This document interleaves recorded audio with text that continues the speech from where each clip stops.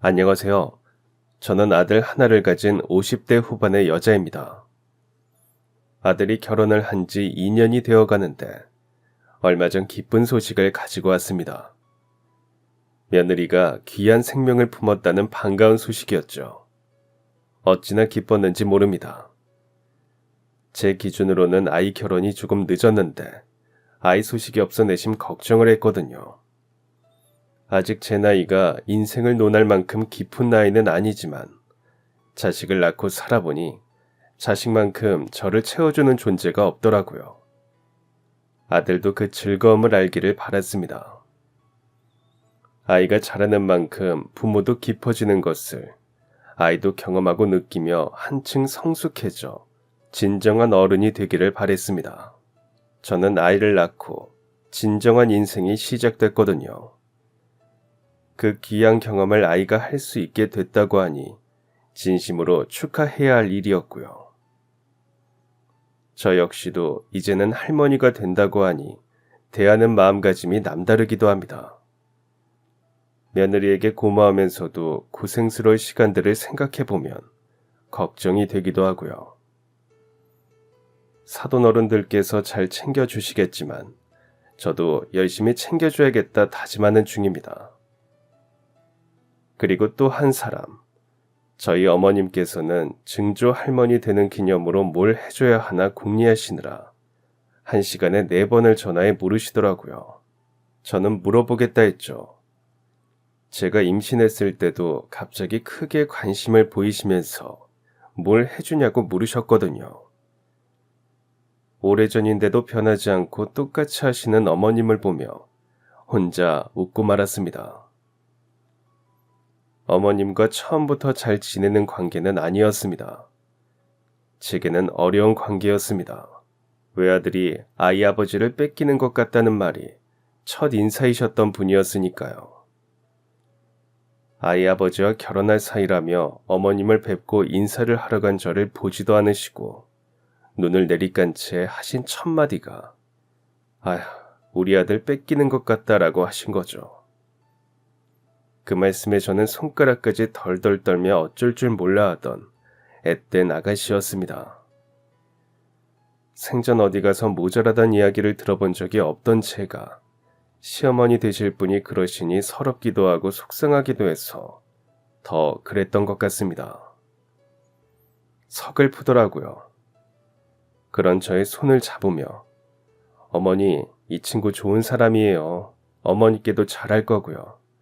제가 이 친구를 그런 면을 좋아해요. 그러니 걱정 마세요라고 아이 아버지가 이야기를 하니 그때는 저를 옆눈으로 흘겨보면서 한숨을 쉬셨습니다. 아이 아버지가 잡은 제 손을 보셨던 것 같은데 너무 떨려 안절부절하느라 제대로 본 건지는 모르겠습니다. 그저 제 기분상 그렇게 느꼈을 수도 있겠지만 그랬죠. 그날은 그렇게 서서 제대로 인사도 못하고 어리버리하다가 돌아왔습니다. 아이 아버지가 어머님을 어떻게 설득했는지 모르겠지만 며칠 후 다시 찾아뵀을 때는 앉으라고 하시며 방석을 가리키시더라고요. 앉는데도 눈치가 보여 겨우 앉았습니다. 자리에 앉자 어머님은 가족관계가 어떻게 되는지, 사는 동네와 집은 어디인지, 학교는 어디까지 나왔는지 꼬치꼬치 캐물으셨습니다. 마치 취조하듯 하시더라고요. 저는 물으시는 대로 부모님 2분 다 계시고 언니 2이 있으며 사는 곳은 어머님이 사시는 동네와 그리 멀지 않다고 답을 했습니다. 전문대를 나온 것도 말씀드렸죠. 그러자 한 달 월급은 얼마나 되는지, 모은 돈은 얼마나 있는지 물으시더라고요. 그 부분도 성심성의껏 말씀드렸더니 고개를 끄덕이시더니 부모님께 말씀드려요. 우리 아들은 벌써 가서 허락을 받았다며 우리 아들 보자마자 좋다고 하셨지? 우리 아이가 조건이면 조건, 인물이면 인물, 뭐 하나 빠지는 데가 없으니까 라고 한쪽 입꼬리를 올려 웃으며 말씀을 하시는데 나는 어디가 부족한가 싶었습니다. 상견례를 하기로 날짜를 정하면서도 결혼하는 게 맞나 하는 의심이 들 정도였고요. 하지만 저에게 우리 어머니 진짜 마음에 안 드시면 저렇게도 안 만나주실 분이야. 마음에 드시는 거니까 걱정하지 마. 어머니가 젊을 때부터 혼자 나 키우시느라 고생을 많이 하셔서 겉으로는 강한 척 하시느라 괜히 저렇게 세게 이야기하시는데 당신이라 조금 더 가까워지면 누구보다 잘해주실 거야 라며 담담하게 말해주는 아이 아버지가 있었기에 그 말을 믿고 결혼을 진행시켰습니다. 믿을 수밖에 없었죠. 아이 아버지가 믿음직한 사람이었거든요. 회사 선배 소개로 만나 2년 연애를 했고요. 본인이 말한 것은 지키려 노력하는 모습도 좋았고 편하게 웃는 모습도 좋았습니다. 크게 재미있는 사람은 아니었지만 다정하게 말하는 모습도 좋고 항상 기분 좋은 칭찬을 해주는 것도 특별하게 느껴졌습니다. 크게 화를 내지도 않는 것도 좋았죠. 저희 친정아버지가 워낙 다혈질이시라 시시때때로 소리를 치시는 분이었거든요. 그런 아버지를 피해 언니 둘 다 도망치듯 결혼을 한 이력이 있기에 저도 언니들처럼 집을 떠나고 싶다는 욕심도 마음속에 품고 있었습니다. 아버지는 벼르시더라고요. 내가 전생에 무슨 죄를 지어서 딸들이 취직해서 번 돈을 한 푼도 써보지도 못하고 시집을 보내나 싶다. 이래서 딸들은 다 도둑이라는 말이 생겼나 보다라고 하면서요. 저는 언니들과 달리 회사를 다니는 중에 아이 아버지를 만났기 때문에 다달이 나오는 월급 봉투 채로 집에 가져다 드렸거든요. 2년 넘게 그렇게 하다가 연애를 한 거죠. 월급을 가져다 드리지 않으면 아버지의 핀잔을 견딜 수가 없어 별 수가 없었지만 다달이 아버지에게 생활비를 타 쓰는 엄마를 보며 안쓰러운 마음에 기꺼이 드렸죠. 제 수중에 있는 돈이 없었습니다. 용돈을 받아 쓰는 입장이니 있을 턱이 있나요?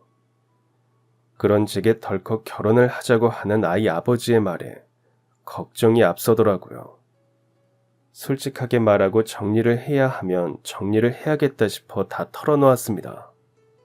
월급을 모두 부모님을 드렸지만 가정 형편이 좋지 못해 모아놓으셨는지 모르겠다.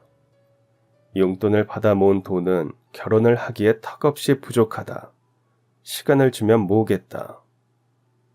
지난 2년간 나를 봐서 알겠지만 내가 그리 사치스러운 사람은 아닌데 사정이 이렇다. 아버지께도 결혼 준비한다고 월급을 그만 가져다 드리겠다 등등 이야기를 했죠. 그 말들을 하는데 어찌나 치사스럽고 속이 상하던지 눈물이 줄줄 나더라고요.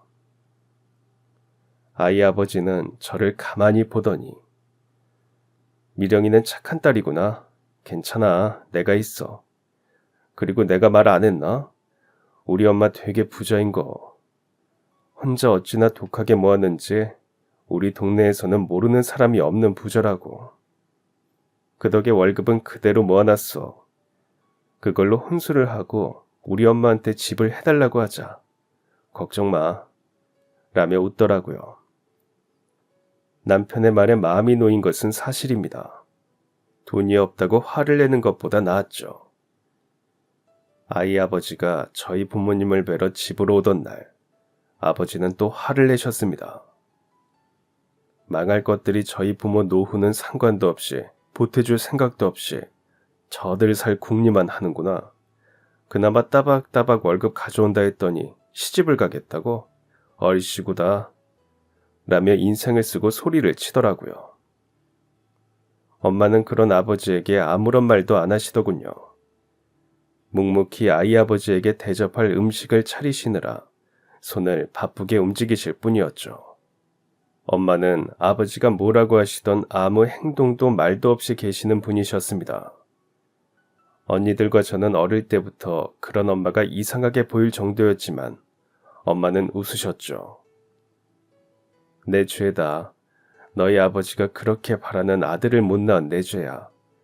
딸만 셋 낳아서 장남 노릇 못하고 집안에서 인정도 못 받는 사람이라 괜히 자식들한테 푸는 거야. 너희도 아버지 불쌍하다 생각해. 라고 하시면서 쓸쓸한 얼굴로 웃으셨습니다. 아버지가 소리를 치고 화를 내시긴 했지만 손을 대신다거나 월급을 안 가져다 주시는 일은 하지 않으셨기 때문에 엄마는 견딜만 하다고 하셨습니다. 속도 좋게 말이죠.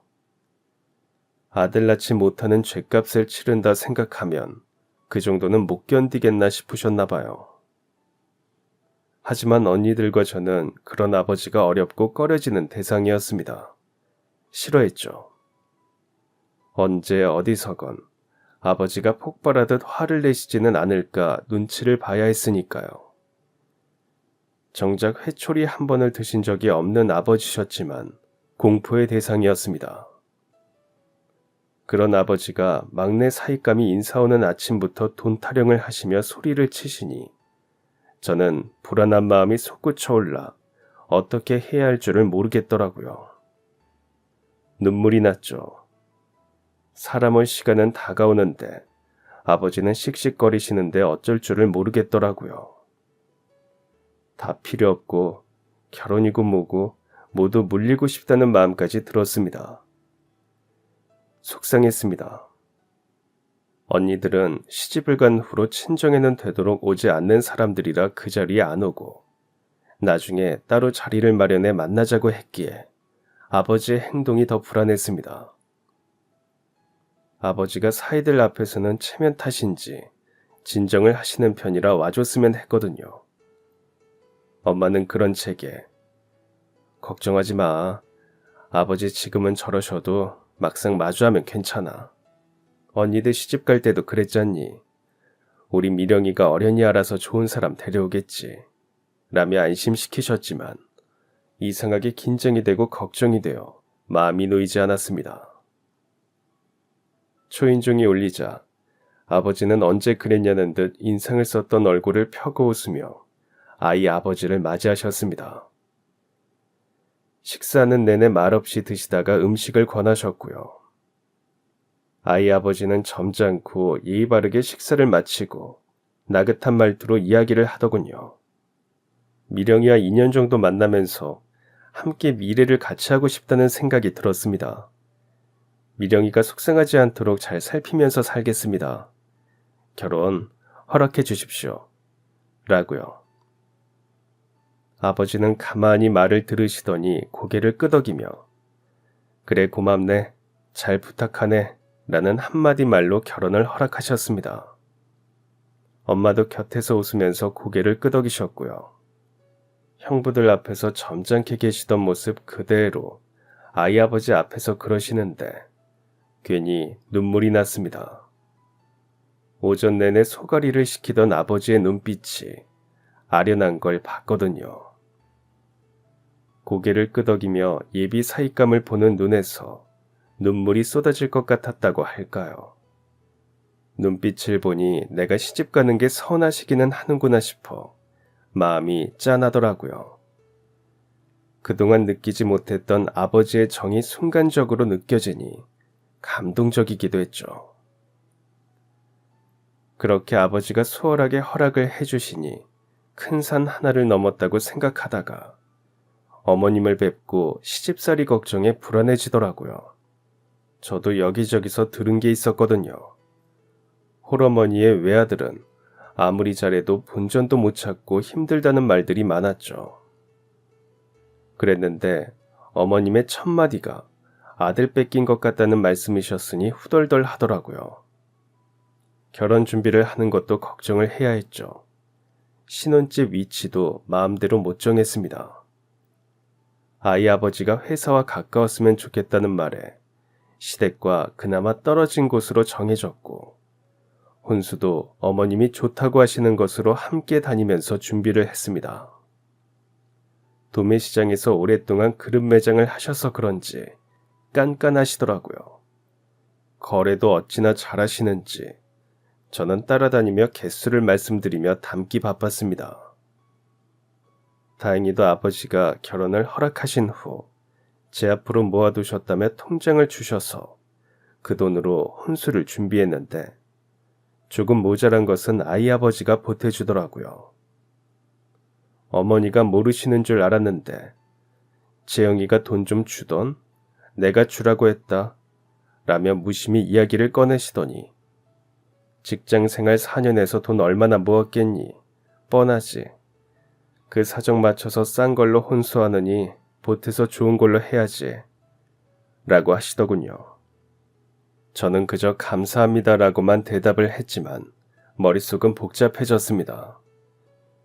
벌써부터 저러시는데 앞으로 얼마나 많은 일들을 참견하시고 보고를 드려야 하는지 시집살이 호되게 당하는 건 아닌지 걱정이 되더라고요. 영화나 드라마처럼요. 화를 내는 아버지와 살며 늘은 거라고는 눈치인데 그 고생을 시집가서도 할까봐 걱정을 안 할 수가 없었습니다. 결혼을 하는 건지 고문을 당하는 건지 모르겠더군요. 그런 저를 안심시켜주는 건 아이 아버지였습니다. 다정한 눈빛으로 바라봤죠. 미령아, 내가 아무리 말해도 안 믿기고 걱정되겠지만 우리 어머니 그런 분 아니야. 만약 어머니가 미령이 시집살이 시키신다고 하면 내가 가만히 있지도 않을 거고 너무 미리부터 걱정하지 마. 라며 나긋나긋한 말투로 말하면서 다독여 주었죠. 아이 아버지가 그렇게 달래주면 조금 믿어볼까 싶어 결혼 준비는 계속되었습니다. 마음고생을 하며 치른 결혼식은 정신없이 지나갔습니다. 울기만 했던 것 같습니다. 엄마와 한 집에 살지 못한다는 생각에 슬픔이 밀려들어 눈물이 주룩주룩 나더라고요. 어린애처럼 울었습니다. 아버지와 엄마도 저를 보며 눈물을 닦으시는 걸 봤고요. 언니들도 눈물을 닦다가 저를 보고 웃더군요. 그렇게 울다가 결혼식이 끝났습니다. 어머님은 담담해 보이셨는데 아이 아버지가 절을 하다 울더라고요. 깜짝 놀랐습니다. 저 사람이 과연 나를 지켜줄 수 있을까 하는 생각이 들기도 했고요. 또 걱정했죠. 하지만 저의 결혼 생활은 너무 평탄했습니다. 주말마다 불러 일을 시키시지 않으셨죠. 연락도 없이 쳐들어와 집안 살림을 살피지도 않으셨고요. 연락 강요도 없으셨습니다. 아이를 재촉하시지도 않으시더라고요. 제가 불안해서 전화를 드려 안부를 물었죠. 몇 번 그렇게 전화를 드렸는데 어머님이 너 나한테 뭐 할 말 있니? 돈 필요해? 지영이가 전화하라고 그러던? 그런 거 아니면 때마다 이렇게 할 말도 없으면서 전화하는 거 안 해도 된다. 고맙긴 하다만 나도 바쁜데 뭘. 나중에 연락해달라고 말하면 그때나 좀 해줄래? 라면서 전화를 끊으시더라고요. 어안이 벙벙했습니다. 그 후로도 그런 일들은 더 있었습니다. 주말에 들러보면 집에 안 계시더라고요. 괜히 갔다가 얼굴도 못 뵙고 와서 집으로 돌아와 저녁에 전화를 드리면 놀라시면서 살림 따로 차렸으면 올 때 약속을 하고 와야지. 내가 아직 젊은데 집에만 있냐? 나도 친구 만나고 그러지. 다음에 올 때는 약속하고 와. 라고 하시더라고요. 그런 모습에 너무 놀랐죠. 아들, 며느리만 붙들고 놔주지 않을 거라고 생각했거든요. 아들에 대한 집착이 심하다는 홀어머니이기 때문에 심할 거라고 모두들 그랬고요. 하지만 그런 말들과는 전혀 관련이 없으신 분이 저희 어머님이셨습니다. 항상 저보다 바쁘셨고 시집살이보다는 그저 아이 아버지를 뽐내는 말씀만 하셨고요. 그런 정도야 저도 인정하고 그러시려니 했습니다. 아들 가진 유세라고 생각했죠. 혼수도 다 채우지 못하고 결혼을 한 저는 그 정도 하시는 건 감사할 일이었습니다. 긴장을 잔뜩 했다가 슬슬 풀리게 되니 마음도 편해지고 전보다 더 많이 웃게 되었죠. 엄마는 그런 제가 보기 좋으셨는지 저만 보면 싱글벙글 웃으시며 물으시더라고요. 손서방은 잘해주니? 시어머니는 여전히 바쁘시니? 라고 하시면서도 웃으셨죠. 그런 질문에 저는 그렇지 이라고 대답하면서 저도 내심 좋아라 했습니다. 마음이 편해서 그런지 결혼을 하고 6개월 만에 임신이 되었습니다. 너무 기뻤죠. 아이 아버지도 세상에서 제가 가장 중요한 사람인 것처럼 대해주면서 잘 챙겼고요. 입덧으로 힘들긴 했지만 제가 마치 공주가 된 것 같아 기분이 좋았습니다. 친정의 영향인지 아들이면 좋겠다고 생각을 했는데 아들이 태어나 더 기뻤습니다. 어머님은 임신 소식을 전하자 뭐가 먹고 싶은지 물어보시고 아이용품, 옷 쇼핑도 가자고 하시면서 부쩍 가깝게 지내셨습니다. 바쁜 일도 미루시고 저를 대해주셨죠. 그런 어머님과 아이 아버지를 보면서 얼른 둘째를 가지고 싶었습니다. 간절하게요. 둘째는 예쁜 딸이면 좋겠다고 생각을 했지만 둘째는 쉽게 안 찾아오더라고요. 아들이 돌이 지나서 노력을 했는데 아이들끼리 터울이 많지 않았으면 해서였습니다. 저와 언니들이 터울이 많아 가깝지 않았기에 저는 자라면서 조금 외로웠거든요. 아이 아버지와 노력해 본다고 했지만 찾아오지 않는 아이를 기다리느라 애가 탔죠. 아들이 잘 자라주는 모습을 보며 아이가 혼자 놀기보다 동생과 함께 놀면 좋겠다는 생각을 하니 조바심이 커지더라고요. 그런데 그 조바심은 저만 가진 것 같았습니다. 아들은 점점 자라고 시간은 빠르게 흐르면서 아이가 5살이 될 때까지 안 됐죠. 아이 아버지는 그때쯤 갑자기 회식도 많아지고 야근도 많아지면서 자주 늦더라고요. 중요한 날이니 잊지 말고 늦게 오지 말라고 당부한 날도 늦어 때를 놓치고는 했죠. 몇 번 그런 일이 반복되고 나니 마음이 상했습니다. 여자로서 자존심도 상했고요. 가족 계획은 같이 세웠는데 번번이 저만 애가 달아 조르고 화를 내는 것도 힘들었죠. 게다가 사내아이 나이가 자라면서 놀아주는 것도 힘이 더 붙이는데 아이 아버지는 쉬는 날에는 잠만 자거나 어머님 만나러 가면서 아이가 가질 추억이나 성장에는 관심이 없으니 그것도 화가 났습니다. 그러니 아이 아버지와 멀어지더라고요. 마음에 원망이 자라면서 말하기 싫어졌죠. 말투만 나긋나긋하면 뭐하나요? 목소리도 듣기 싫을 정도로 화가 나니 사소한 일로 짜증을 내고 다투게 되었습니다. 하지만 아이가 보는 곳에서 다투고 싶지 않으니 점점 더 말을 하지 않게 되었고요. 말도 안 하고 마주치면 싸우니 아이 아버지가 집에 올 때 맞이하지도 않게 되고 저는 잠을 자지 않아도 아이 곁에 누워있게 되었습니다. 안 마주치려고요. 아이 아버지는 처음에는 방문을 열어보기라도 하더니 나중에는 열어보지 않더군요. 그러기를 한 6개월 정도 했나. 사람 사는 게 이게 맞나 싶고 아이는 크는데 부모가 행복하지 않은 모습을 보여주는 게 안 좋을 것 같았습니다. 아이도 아빠를 찾고요. 엄마, 아빠는 왜 맨날 늦게 와? 쉬는 날에도 잠만 자고 아빠랑 놀이터 가고 싶고 동물원에도 가고 싶은데 유치원 친구들은 가족끼리 다 다녀왔다고 그랬어. 라고 하는데 아빠가 없는 아이도 아닌데 그런 말을 하는 게 너무 마음이 아프더라고요. 아버지의 큰 소리로 주눅이 들었던 어린 시절의 제 모습이 떠오르기도 하면서요.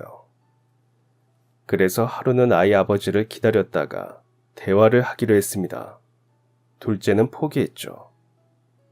마음을 내려놓고 나니 챙기지 않았던 아이 아버지에게 미안한 마음도 들었습니다. 그래도 집안의 가장인데 너무 내버려 뒀나 싶고요. 아침에도 옷만 챙겼거든요.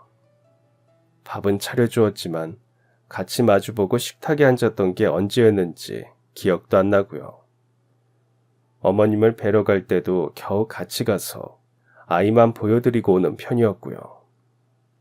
아이를 너무 예뻐하시는 어머님께 아이는 꼬박꼬박 보여드리겠다고 갔거든요. 어머님 앞에 가서는 아이 아버지가 전처럼 웃기도 하고 말도 잘하고 그러더군요. 어머님은 저희가 전보다 소원해지신 건 눈치채셨는지 은근히 신경 쓰라고 하셨죠. 그때도 우리 아들이 바빠서 어머니 힘든 건 알겠는데 그래도 어쩌겠니 참아야지. 너는 그래도 남편이 벌어다주는 돈 받았으니 얼마나 좋으냐. 나는 내가 벌었었다. 너희 남편 서너 살 때부터 장사를 하면서 혼자 외롭게 한 게 마음이 아파. 잘해줘.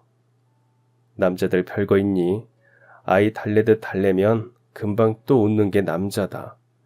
라며 아이 아버지를 잘 챙기라고 하시더라고요. 그 말씀에 억울하기도 했지만 공감도 되면서 생각했죠. 그래서 아이 아버지와 대화를 해보겠다고 기다렸지만 자정을 넘겨서도 안 들어와 식탁에 앉아 엎드려 졸면서 기다렸습니다. 문 여는 소리에 일어나 보니 2시더군요. 늦은 시간까지 자신을 기다린 저를 보고 놀란 아이 아버지는 소리를 치더라고요. 깜짝이야, 왜 안 자고 그러고 있어? 라며 인상을 쓰면서요. 어이가 없더군요. 이 시간까지 뭐하고 이제 들어와요라고 묻자 회식이라고 답하더니 물을 마시고 옷을 갈아입으러 들어가기에 기다렸습니다. 제가 기다리자 나와서 식탁에 앉더라고요. 그러더니 오늘만 유난히 늦은 거야. 야근하고 밥 먹고 들어가자 하다가 길어졌어. 한잔해서. 그런데 웬일이야? 이 시간까지. 라며 묻지도 않은 말들을 하더군요. 그래서 우리 이대로 괜찮나 해서요. 현이도 아빠와의 추억이 너무 없어서 속상해. 다른 친구들은 온 가족이 동물원 다녀왔다면서 아빠는 왜 매일 늦고 잠만 자냐고 묻는데 너무 미안하더라고요. 생기지도 않은 아이 때문에 우리가 싸우느라. 라는데 눈물이 나더라고요. 아이 아버지는 제 말에 고개를 푹 숙이더니 고개를 끄덕였습니다. 그러더니 그래, 우리가 너무 한 집에 사는 사람처럼 굴지 않았지. 그러면 안 되는데 나도 아버지 없이 자라서 그게 얼마나 힘들고 외로운지 알면서 현이가 속상했겠다. 라며 공감해주고 아이 걱정을 해주는 아이 아버지를 보니 마음이 풀렸습니다. 그래서 우리 현이를 위해서라도 당신이랑 잘 지내야겠다고 생각이 들었어요. 우리 잘 지냈잖아. 이렇게까지 멀어질 거라고는 상상도 못했어요. 라고도 말을 했죠. 아이 아버지는 그런 제 손을 잡더니 그래 맞아. 나도 당신 보기 미안하니까 괜히 밖으로 돌고 늦게 오다 보니 어느새 그게 굳어졌어. 미안해. 내가 무심했어. 라며 제가 본 그 어느 때보다 다정하고 나긋나긋하게 말을 하더라고요. 그렇게 풀렸죠.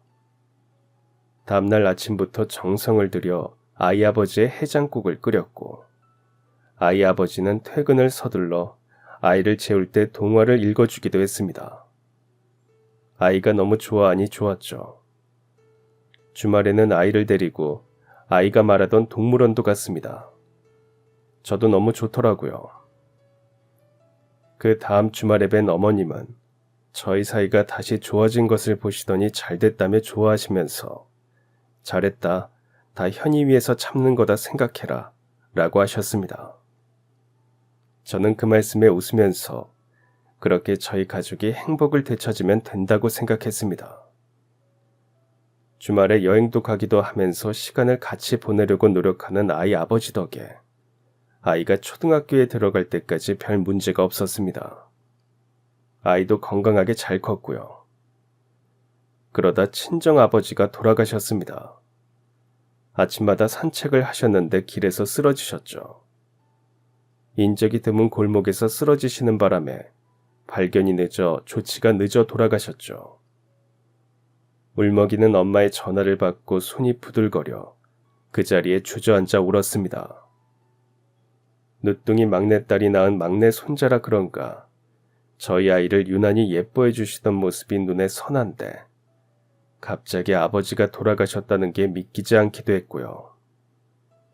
학교에 갔던 아이를 데리고 친정으로 가는 내내 택시 안에서 눈물을 흘리며 갔죠.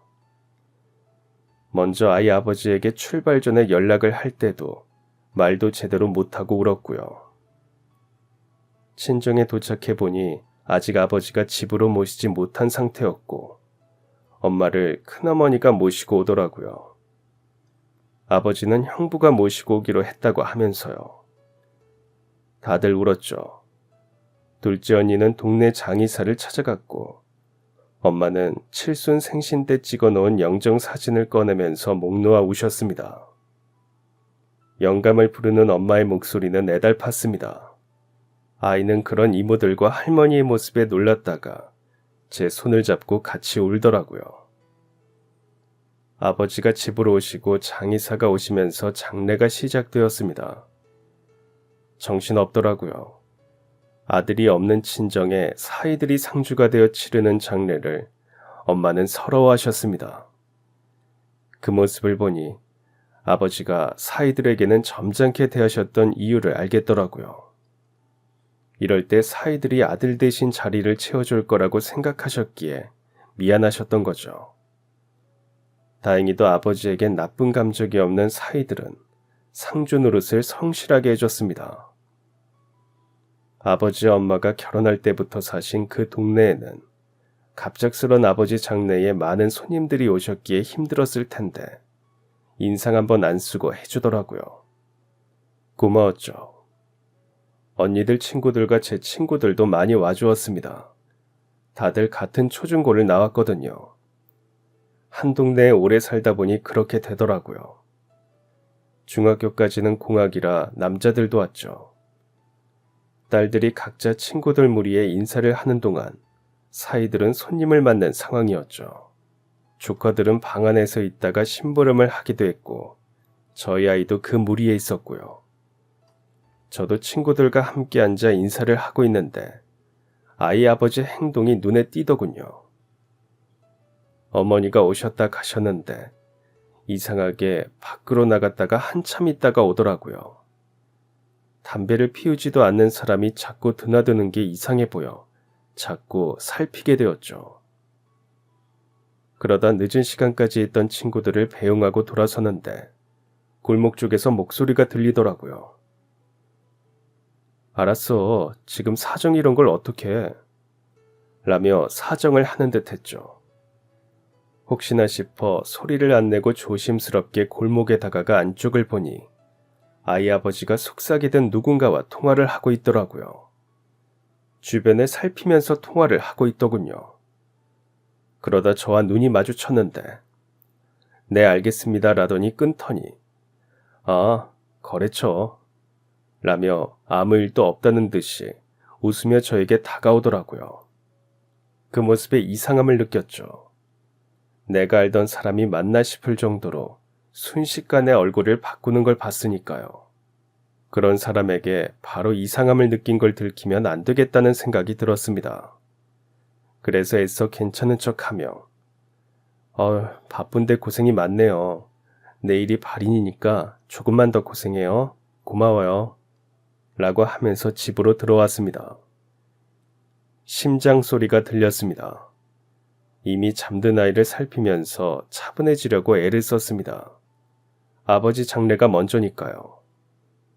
아버지를 장지까지 잘 모시고 집으로 돌아와서도 머릿속은 복잡했습니다. 그렇다고 아이 아버지에게 그런 말을 물을 자신도 없었습니다. 아니길 바라기만 했죠. 하지만 한번 의심이 드니 전과 다를 게 없는데도 자꾸 의심이 되더라고요. 진하게 풍기는 낯선 향수 냄새도 신경이 쓰이기 시작했죠. 술집에 가나 했습니다. 아이 아버지에게 먼저 그 이상함을 묻기가 겁이 나더라고요. 제가 알아봐야 했죠. 알아보자 하다가 시간은 흘렀습니다. 3년을 고민만 했습니다. 그러다 이웃의 한 아주머니가 사설탐정사무소에 의뢰를 해 바람난 남편을 잡았다는 이야기를 미용실에서 들었던 게 기억이 났지만 그런 연락처가 어디서 갑자기 나나요? 괜히 언니들 핑계를 대며 미용실에 가서 물으니 명함을 하나 주면서 나도 전에 그 아주머니가 주고 간 거야. 필요한 사람 있으면 주라고. 너무 잘 잡는데 라고 하셨죠. 명함을 받아 집에 와서도 한참을 고민했습니다. 이렇게까지 해야 하나 싶고요. 막상 아이 아버지의 부정을 안다고 해도 제가 뭘 어떻게 해야 할지 걱정도 되었죠. 제가 아이 아버지와 잘 지내는 줄 아는 친정 식구들에게 상의하기도 벅찼습니다. 한동안 아이 아버지와 사이가 안 좋을 때 엄마가 걱정을 많이 하셨거든요. 어머님께 연락을 드려볼까도 했지만 아이 아버지 편을 드실 거라고 생각해 못했고요. 항상 아이 아버지 위주로 생각을 하시는 분이니 당연히 그러실 거라고 생각했죠. 이런저런 생각들로 고민하고 있는데 아이가 곁에 오더니 엄마, 나는 엄마가 진짜 행복했으면 좋겠어. 그러니까 걱정은 내려놓아요. 라고 하면서 저를 안아주더군요. 그 말에 저는 전화를 해야겠다 다짐을 했습니다. 의심이 없어야 행복해질 테니까요. 3년 동안 괜찮은 척 하느라 너무 힘들고 아팠거든요. 의심은 저를 병들게 했죠. 다음 날 아이를 학교에 보내고 명함 속 번호로 전화를 했습니다. 너무 떨리더라고요. 집에서 떨어진 백화점 근처에서 만나기로 했습니다. 사람들 눈에 띄고 싶지 않아서요. 시간에 맞춰 약속한 자리에 나가보니 이상하게 탐정이라는 사람이 눈에 익더라고요. 그쪽도 저를 알아보더니 한숨을 쉬면서 앉더군요. 창피함에 얼굴이 화끈거렸습니다. 3년 전 아버지 장례식에도 왔던 동창이었거든요. 저와 고등학교까지 같이 나온 친한 동네 친구의 남편이기도 했고요. 창피하더군요. 부끄러워서 오늘 만난 건 비밀로 해줘. 갈게. 라며 일어서려는데 동창이 잡더라고요. 야, 앉아. 내가 아버지 장례 때도 너 남편 좀 이상하다 했어.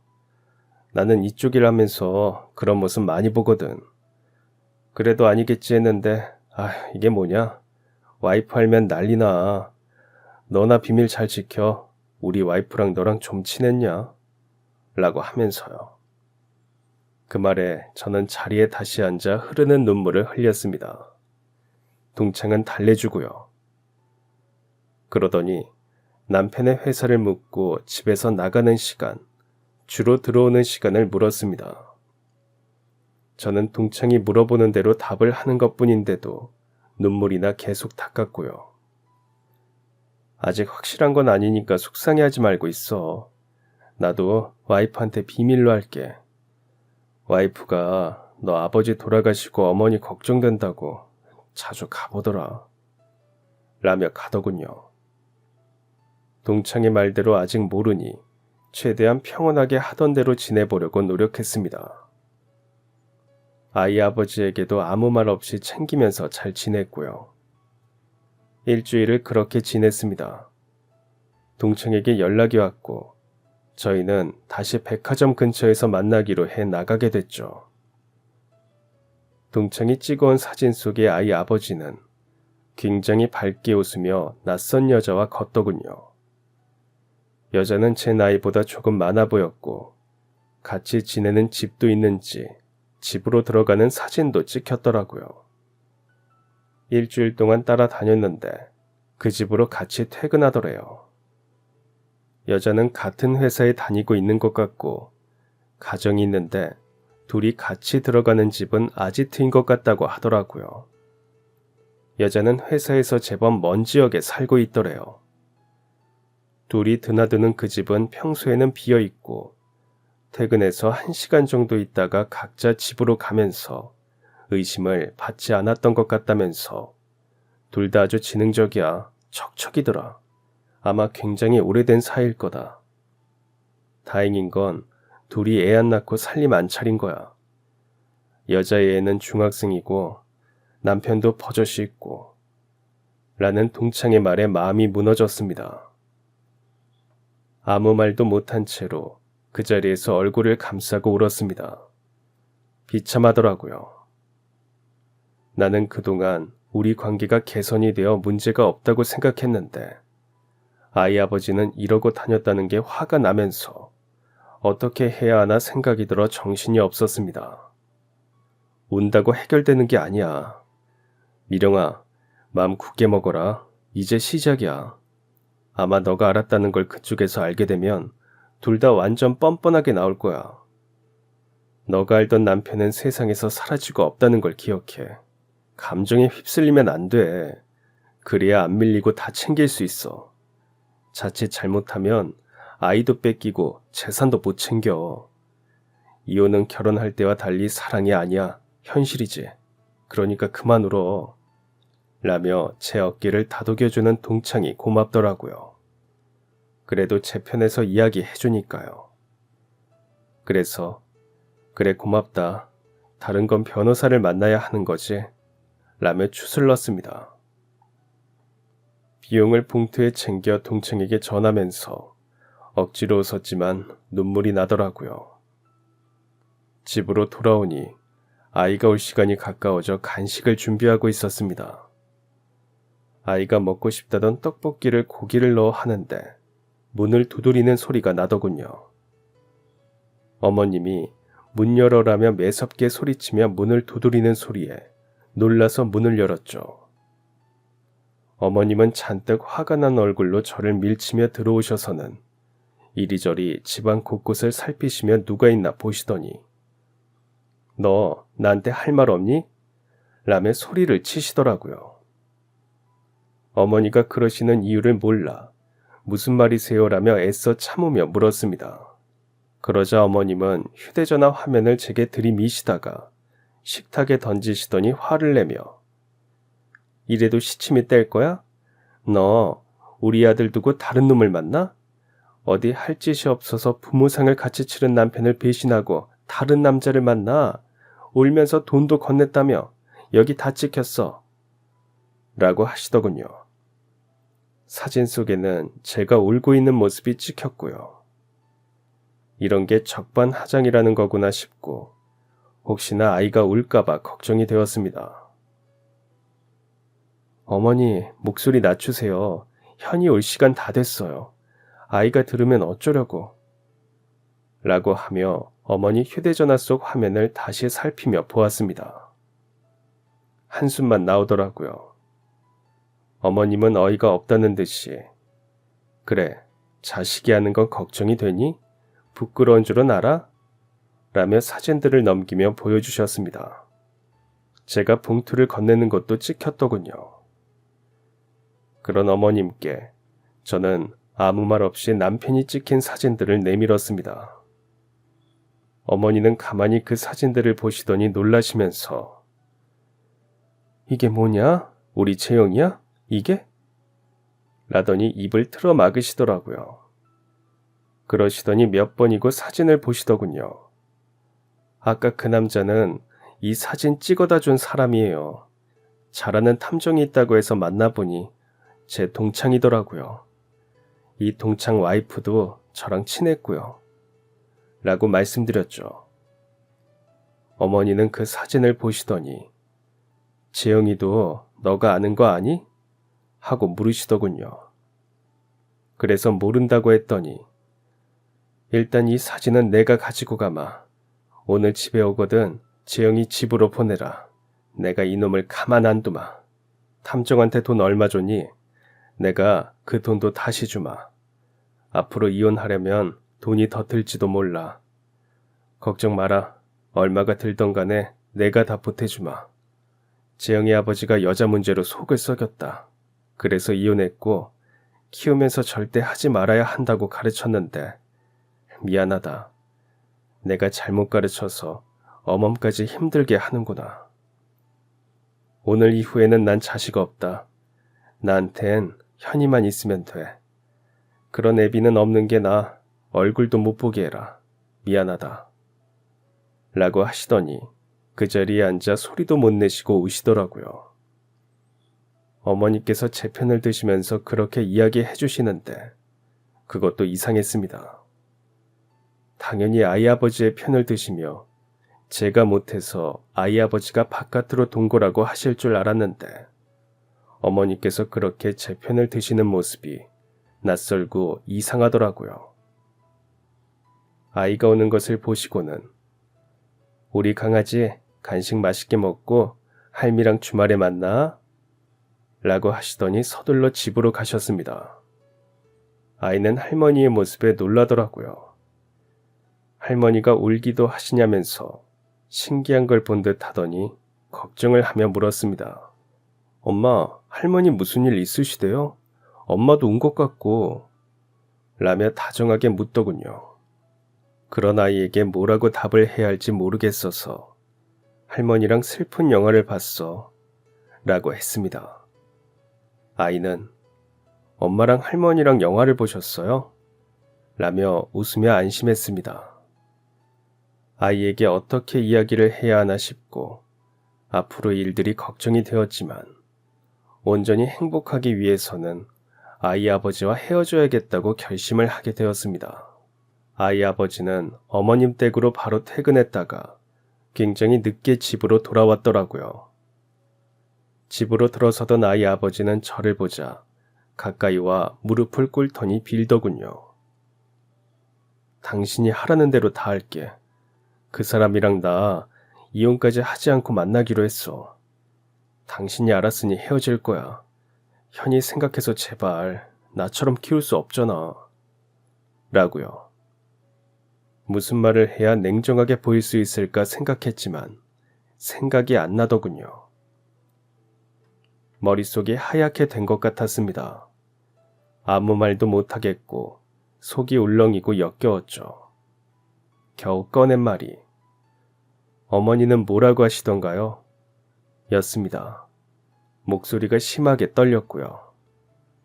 그러자 아이 아버지는 아직도 청춘인 줄 아시는지 당신과 이혼해주라고 하시더라. 나 같은 애비는 애비도 아니라고. 이제 어머니와도 인연 끊고 그동안 해준 거 다 가져가시겠대. 나더러 다시는 어머니 앞에 나타나지 말래. 라며 어이없어 하더군요. 그런 아이 아버지에게 어머니 말씀대로 해요. 현이는 제가 키울게요. 라고 했습니다. 그러자 아이 아버지는 눈빛이 바뀌더니 이대로 이혼하면 애 키울 돈은 어머니? 어머니가 과연 당신한테 얼마나 주실까? 내가 이혼할 생각은 없다고 했잖아. 라며 협박하듯 말하더라고요. 역시 이렇게 되는구나 싶어서 눈물 대신 웃음이 났습니다. 웃는 저를 보고 아이 아버지는 놀랐는지 너희 둘 다 감옥에 보낼 수 있어. 그런데 현이 때문에 참는 거야. 그러니까 그 아지트인가로 가. 꼴도 보기 싫으니까. 라고 하고는 아이가 자는 방으로 들어가 버렸습니다. 문을 등지고 주저앉아 울었죠. 동창의 말대로 제가 아는 아이 아버지는 없더라고요. 눈빛이 너무 무서웠습니다. 그래도 아이 앞에서 체면은 구겨지기 싫었는지 짐을 챙겨 나가는 소리에 방으로 와 어질러진 짐들을 정리했습니다. 다른 건 안 챙겨가고 옷이랑 속옷만 챙겼더군요. 그것도 당장 며칠 필요할 정도로만요. 그 후로 아이 아버지는 버텼습니다. 절대 이혼 못한다고요. 그래서 여자를 찾아가 이혼해달라고 하라고 했습니다. 안 그러면 그쪽 남편한테 알리고 아이 다니는 학교에 알리겠다고 해버렸죠. 처음부터 그럴 생각까지는 아니었는데 아이 아버지만큼 뻔뻔하게 굴어 그랬습니다. 둘은 저희가 둘째가 안 생겨 사이가 벌어질 때부터 만났다고 하더라고요. 하루 이틀 된 것도 아닌데 참고 살면 될 걸. 아이 아버지를 거지로 만들 거냐며 자신들이 저를 굉장히 봐주는 것처럼 말을 해 저도 오기가나 못되게 해버렸습니다. 그러자 흠칫하더니 설득해 보겠다며 가더군요. 사람이 바닥이 보이더라고요. 저는 이혼을 준비하면서 친정으로 들어갔습니다. 엄마 혼자 계시니 갈 수 있더라고요. 아이에게는 상처가 되지 않도록 말하고 싶었지만 그게 잘 되지 않았습니다. 아이는 놀라지도 않고 아빠 안 들어오실 때부터 의심은 하고 있었어요. 라며 담담히 받아들이려고 했지만 많이 울더라고요. 너무 창피하고 부끄럽다면서요. 친정으로 들어갈 때도 차라리 잘 됐다며 소문나기 전에 전학 가고 싶다고 하고요. 그러더니 아빠 같은 사람은 다시는 만나고 싶지 않아요. 라며 아주 싫어하더군요.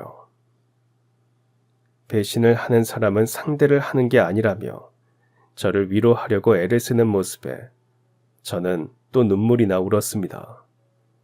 아이에게 너무 큰 상처를 안겨 미안하더라고요. 어머니는 이혼을 하는 법원에 오셔서 저를 보내시며 아이 아버지가 해코지 못하게 막아주시더니 내가 남기는 모든 재산 우리 현이 앞으로 해놓을 거다. 걱정 마라. 변호사랑 이야기 끝났어. 미안하다. 라며 인사를 하시더라고요. 그렇게 끝이 났죠. 12년간의 결혼 생활이 너무 비참하게 끝나고 한동안 정신을 못 차렸던 것 같습니다. 어머니가 친정으로 찾아오셔서 저희 엄마께 무릎을 꿇으시고 용서를 구할 때까지요. 사돈, 제가 아들을 잘못 가르쳐서 어머마하고 현이에게 상처를 줬습니다. 죄송합니다. 그 벌로 저도 아들 없는 셈 치고 살려고 합니다. 모든 재산은 현이에게 주고요. 라며 한참을 무릎을 꿇으신 채로 우시다가 가셨거든요. 그 모습에 정신이 들더라고요. 아이를 위해서도 어머니가 저렇게 하시는데 나도 얼른 정신을 차려야겠더군요. 그래서 일부러 운동도 다니면서 저를 단단하게 만드는 시간을 가졌습니다. 어머니 덕분에 위자료와 재산 분할을 잘 받아 여유가 생겨 그럴 수 있다는 것에 감사한 마음이 들더라고요. 그래서 아이를 데리고 어머니는 찾아뵈었습니다. 그 연락이 지금까지 이어지게 된 거고요. 아이 결혼식 때도 오셨죠. 그러시더니 얼마 전 아파트 하나를 사셨다면서 저더러 들어가 살라고 하시더라고요. 친정엄마 돌아가시고 친정집 팔고 작은 빌라에 살고 있던 제가 안쓰러우셨나 봐요.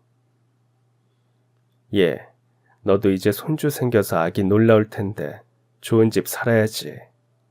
라고 하시는데 역시 우리 어머니는 대단하신 분이다 싶더라니까요.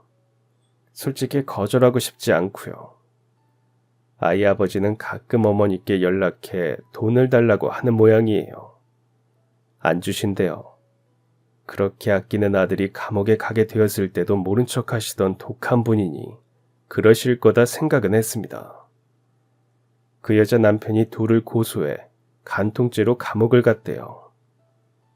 그것도 아이 아버지가 나만 이혼할 수 없어라며 술을 마시고 여자 집에 찾아가 난동을 부리는 통에 그 집 식구들이 알게 되어 그렇게 됐다고 하더라고요. 회사에서는 당연히 정리가 됐고 이리저리 일용직일을 하며 살고 있는 것 같더군요. 아이에게도 몇 번 연락이 왔는데 모르는 사람이라고 하고 말았다고 하더라고요. 그런 것 보면 아이 성격은 할머니를 닮아 다부진 구석이 있는 것 같습니다. 그 다부진 모습 변치 말고 그대로 좋은 아버지가 되길 바라며 잘 지켜보려 합니다. 아이와 며느리가 수많은 역경을 겪으면서도 서로 단단하게 묶인 한 팀이 되어 이겨내길 응원하며 좋은 할머니가 되어보겠습니다. 잘할 수 있을까 모르겠네요. 여러분들도 응원 좀 해주시면 감사하겠습니다. 그럼 지금까지 사연 들어주셔서 감사합니다. 사연이 재밌으셨다면 구독과 좋아요 부탁드려요. 감사합니다. 안녕히 계세요.